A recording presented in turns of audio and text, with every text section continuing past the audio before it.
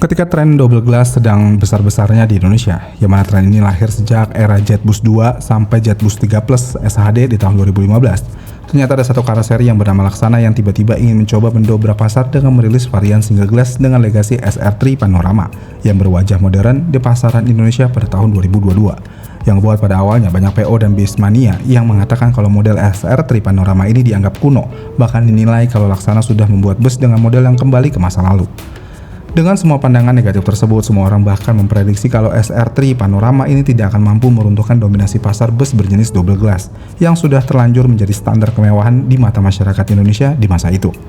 Dan banyak juga yang mengatakan kalau langkah karoseri asal Ungaran Jawa Tengah ini adalah sebuah langkah gambling yang sangat sia-sia.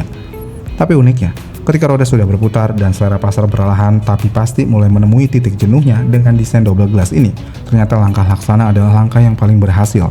Karena Laksana dengan SR3 panoramiknya berhasil membuktikan kalau inovasi bukan sekedar mengikuti apa yang sedang viral, melainkan mendengarkan apa yang sebenarnya dibutuhkan oleh ekosistem transportasi darat yang ada di Indonesia. Dan melalui ini, legasi SR3 Panorama ini, pandangan negatif terhadap bus ini pun mulai runtuh seketika. Bodi yang dulunya dipandang sebelah mata bahkan terlihat kuno, saat ini justru bertransformasi menjadi buruan utama para pengusaha otobus papan atas dan menjadi primadona baru yang sangat dicintai oleh para penumpang. Namun pertanyaannya, apa yang sebenarnya terjadi di balik layar industri karoseri yang ada di Indonesia saat ini? Kenapa bodi tanpa double glass ini sekarang begitu diminati dan dianggap sebagai standar baru kenyamanan bus antar kota antar provinsi?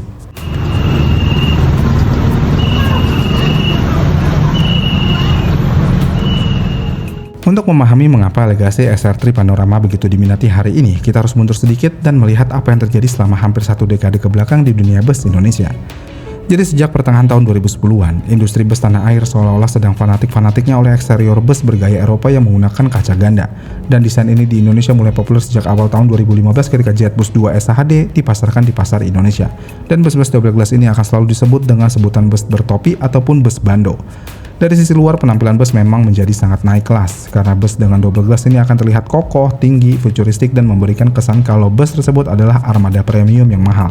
Karena hal tersebut, gak heran hampir seluruh perusahaan otobus berlomba-lomba merombak atau membeli armada baru dengan model double glass ini demi memikat hati calon penumpang. Tapi di balik estetika eksterior yang menawan itu, ada harga mahal yang harus dibayar buat bus bertipe double glass ini. Yang mana walaupun bodi berbando ini memang keren dari luar, tapi sayangnya bus double glass ini sangat menyiksa penumpang di dalam, terutama mereka yang membeli tiket kelas eksekutif atau super eksekutif dan mendapatkan posisi duduk di baris paling depan. Yang mana di posisi hot seat-nya aja, visibilitas dari setiap penumpang yang duduk di kursi posisi terbaik, pandangan mereka harus terhalang oleh bando penyekat yang berfungsi untuk menjadi pemisah kaca bagian atas dan juga bawah. Buat orang yang sering berpergian jauh dan ingin menikmati pemandangan luas, duduk di barisan depan bus double glass seringkali memicu rasa tidak nyaman. Karena setiap penumpang yang ingin menikmati pemandangan sawah, pegunungan, dan lainnya, mata para penumpang itu justru dipaksa menatap balok besi berlapis fiber yang tebal yang akan selalu menghalangi pandangannya. Dan karena pembatasan visual ini, hal ini membuat ruang gerak pandangan menjadi sangat sempit, ruang kabin terasa sumpek, bahkan rawan memicu mabuk darat akibat distorsi ruang yang disebabkan oleh sekat tersebut. Dan semua ini bisa terjadi karena otak kita membaca pergerakan kecepatan bus tetapi mata kita terhalang untuk melihat arah datangnya objek dengan utuh. Dan ketidakselarasan sensorik inilah yang membuat banyak penumpang kapok dan mulai mengeluhkan tren double glass ini. Di posisi inilah, Laksana masuk membawa solusi mutakhir melalui SR3 Panorama. Dengan kembali ke konsep single glass berukuran besar, Laksana memberikan apa yang selama ini dirindukan oleh para pecinta perjalanan panjang menggunakan bus, di mana penumpang mendapatkan kembali panoramic view yang seutuhnya tanpa sekat sedikitpun.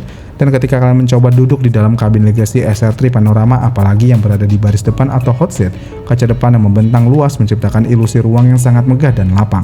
Dan efek psikologis dari keterbukaan visual ini langsung mereduksi rasa jenuh dan stres selama perjalanan belasan jam. Dan karena hal ini banyak yang menganggap kalau ini bukan sekedar perubahan desain, melainkan sebuah langkah restorasi yang mengembalikan esensi utama naik bus, yaitu menikmati keindahan pemandangan sepanjang perjalanan dan menjadikan perjalanan itu sendiri sebagai bagian dari rekreasi. Dan inilah faktor pembeda pertama yang membuat penumpang saat ini secara sering mencari dan memesan tiket khusus untuk armada berlebar panorama.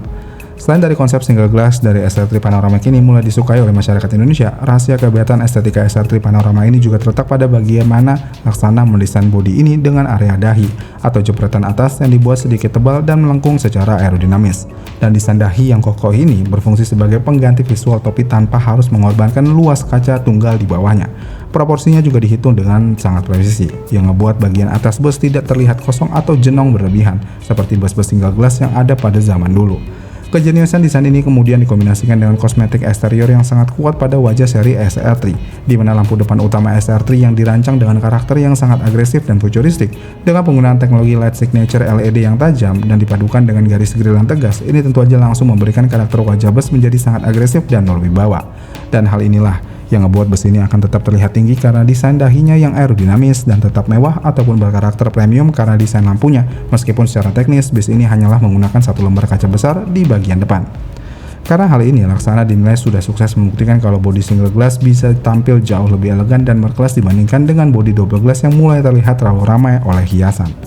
Desain yang bersih, minimalis, namun tetap gagah inilah yang akhirnya meluluhkan hati para pemilik PO Bus yang ada di Indonesia saat ini.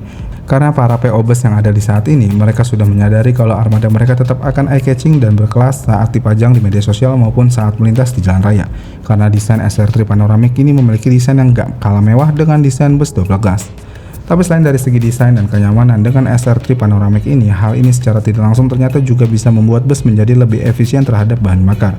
Yang mana secara teknis karoseri, proses pembuatan bodi bus berjenis double glass harus membutuhkan rangka tambahan yang cukup rumit di bagian depan untuk menopang dua lembar kaca yang terpisah. Karena hal itu, rangka besi penguat dan material pembungkus topi ini otomatis akan menambah beban pada area moncong bus ketika bus itu udah jadi. Tapi dengan menggunakan desain bodi dari SR3 Panorama, menghilangkan sekat besi atau topi di bagian tengah kaca depan secara otomatis, memangkas struktur yang tidak perlu. Dan hal ini tentu aja akan langsung mengurangi bobot bodi bus di bagian depan secara signifikan. Dan jika ingin dibandingkan untuk bus yang bertipe double glass, biasanya akan memiliki bobot kosong seberat 12 ton sampai dengan 15 ton. Sedangkan untuk SR3 Panorama buatan Laksana, bus ini hanya memiliki bobot kosong sebesar 5 ton sampai dengan 8 ton aja. Dan penurunan bobot di bagian depan ini dikombinasikan dengan desain eksterior keseluruhan dari keluarga SR3 yang memang sejak awal dirancang memiliki koefisien hambatan udara yang sangat baik. Yang secara otomatis hal ini membuat kerja mesin baik itu sasis bermesin depan maupun belakang seperti Hino, Mercedes-Benz maupun Scania menjadi sedikit lebih ringan saat mempertahankan kecepatan jelajah di jalan tol.